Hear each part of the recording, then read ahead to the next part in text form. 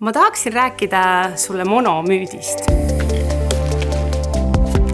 See on kangelase teekond.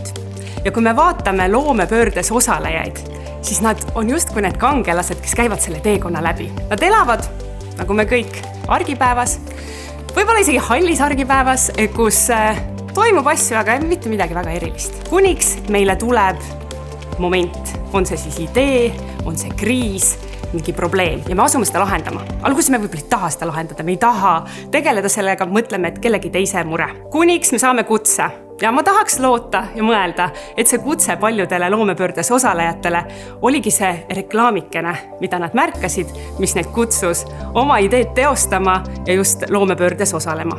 Nii et see kangelase teekond, nüüd nad saavad abistavaid käsi mentorite näol, aga nad kohtavad ka probleeme, sest võib-olla turg ütleb, et ma ei taha nii palju raha selle teenuse eest maksta. Võib-olla turg ütleb just, et me oleme seda ammu oodanud. Ehk nad käivad koos meiega, koos mentoritega selle teekonna läbi ja me näeme, mis siit sünnib. Aga üks asi on kindel, nii nagu kangelase teekonna lõpus, nii need kangelased, kes sellest välja tulevad, nad on muutunud. Nad on midagi kaasa võtnud. Kas nende sees on midagi muutunud? On see võib-olla nende äri, mis on saanud hoo sisse? Minul on olnud suur rõõm olla see abistav käsi just turunduse ja AI valdkonnas ja ma väga-väga elan kaasa kõikidele finalistidele.